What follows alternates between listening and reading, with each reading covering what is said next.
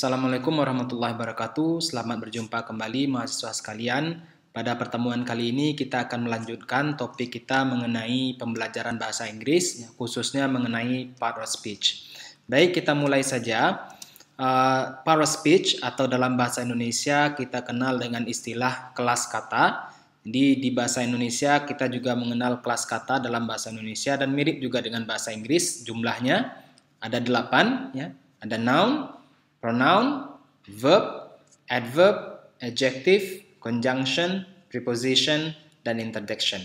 Kita akan lihat satu persatu definisi dari masing-masing kelas kata ini. Ya, noun adalah kata benda, biasanya merujuk pada nama orang, nama benda, nama binatang, tempat, juga bisa ide atau events. Ya, jadi ini merujuk kepada benda. Kemudian kita lihat di sini ada beberapa jenis kata benda yang bisa kita kelompokkan berdasarkan jenisnya. Pertama ada disebut sebagai kata benda proper noun atau kata benda sandang dalam bahasa Indonesia. Biasanya diawali dengan huruf besar dan dia merujuk pada spesifik nama tertentu. Misalnya Anda katakan contohnya kota. Kota itu umum, ya. Tapi yang lebih spesifik misalnya apa? Jakarta, Padang, ya. Atau merek-merek tertentu, ya, brand tertentu. Misalnya mobil itu umum, sedangkan nanti misalnya ada Toyota, ada Volkswagen dan sebagainya, itu disebut sebagai proper noun. Kebalikannya itu adalah common noun atau kata benda umum. Ini merujuk pada kategori tertentu. Misalnya tadi ada mobil, car, ya. Kemudian ada misalnya city, dan university, dan sebagainya. Kemudian kita juga bisa mengelompokkan kata benda berdasarkan wujudnya. Ada kata benda yang ada wujudnya atau kita sebut sebagai kata benda yang konkret, bisa dilihat, kemudian juga bisa diraba misalnya. Itu adalah kata benda konkret. Contohnya sand, ya, table, chair, ya, car, dan sebagainya. Kemudian ada yang tidak bisa kita lihat atau tidak bisa kita persepsikan dengan panca indera kita. Misalnya apa? Kata benda happiness misalnya, kebahagiaan. Ya. Sehingga kita tidak bisa menyentuh atau tidak bisa memegang kebahagiaan. Ya. Keberanian juga seperti itu. Jadi dia kata benda yang sifatnya abstrak. Kemudian kata benda juga bisa dikelompokkan menjadi kata benda yang bisa dihitung dan kata benda yang tidak bisa dihitung. Ya. Countable artinya sesuatu yang bisa dihitung. Contohnya ada kitten, video, ball. Jadi Anda bisa menghitung 1 bola, 2 bola, 3 bola. Ya. Dan biasanya untuk yang countable ini biasanya Anda bisa menggunakan bentuk plural dengan menggunakan jumlah tertentu. Misalnya 3 meja, ya, 3 bola, seperti itu. Kemudian ada yang uncountable. Yang uncountable di sini kebalikan dari yang countable, jadi dia tidak bisa dihitung secara unitnya. Contohnya apa? Misalnya pasir, ya, sand, atau gula, ya, atau rice. Ya. Jadi Anda tidak bisa mengatakan misalnya 2 sugars, tapi Anda katakan 2 spoons of sugar, gitu. Atau misalnya Anda kan katakan cup, ya, a cup of tea, 2 cups of tea, ya. Kemudian terakhir ada kata benda kolektif, ya. Kata benda kolektif artinya kata benda yang maknanya sudah jamak. Contohnya apa? Faculty, ya. Faculty itu artinya majelis guru dan dia merujuk kepada banyak orang. Faculty tadi, ya. Kemudian class itu merujuk pada jamak juga, ya. Group of students. Ya. Kemudian pride, contohnya yang lainnya, a pride of lion, ya, sekelompok singa atau segerombolan singa seperti. Oke, berikutnya kita lihat ada pronoun. Ini juga hampir mirip fungsinya dengan noun. Dia pengganti noun. Ini paling umum Anda gunakan misalnya I, you, she, he, it, dan sebagainya.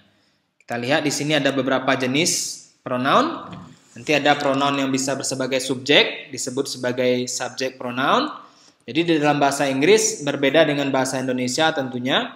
Kalau di bahasa Indonesia, Anda bisa menggunakan satu kata, satu pronoun atau satu kata ganti untuk berbagai fungsi. Contohnya apa? Misalnya Anda katakan, saya pergi ke pasar.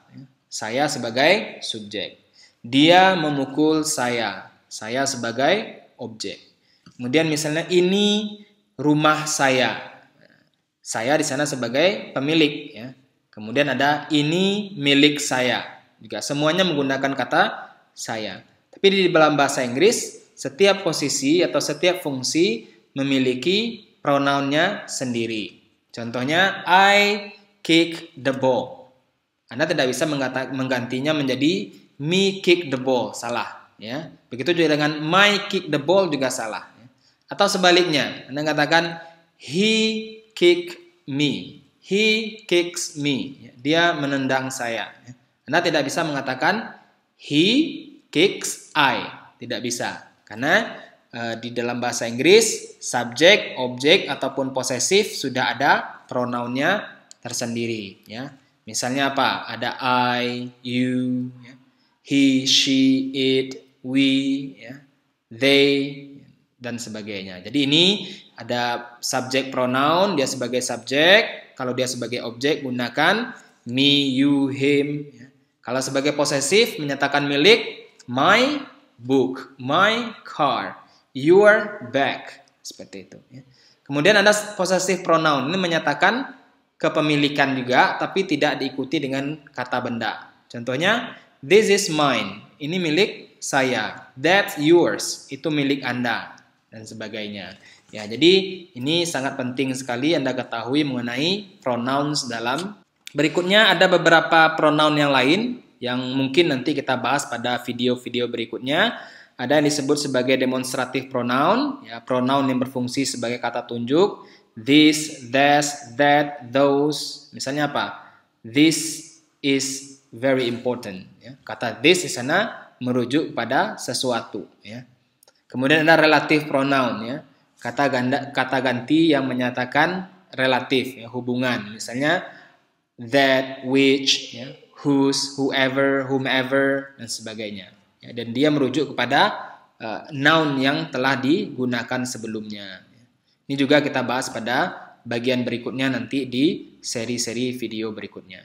Kemudian ada indefinite pronoun, kata pronoun atau kata ganti yang tidak jelas orangnya. Ya. Anybody, ya, anyone, ya, siapa saja, somebody, nobody, ya, no one. Jadi diawali dengan some, any, itu juga dikatakan sebagai indefinite pronoun, pronoun yang tidak jelas rujukannya. Ya. Kemudian juga termasuk di sana yang menyatakan quantifier, jumlah, ya, several, enough. Kemudian ada reciprocal pronoun, kata ganti yang menyatakan saling, ya, each other, one another. Adjective, kata sifat. Jadi ini biasanya menjelaskan tentang noun. Jadi syarat utama kata sifat dia harus ada nounnya atau pronoun. Contohnya apa? Misalnya ada kata benda table. Anda bisa jelaskan atau Anda bisa spesifikasikan, misalnya bentuknya, ukurannya, warnanya, jumlahnya. Ya. Jadi itu disebut sebagai adjective. Contohnya apa? Ukurannya. Ya. Big table. Kemudian Anda bisa katakan bentuknya sekarang round. Ya.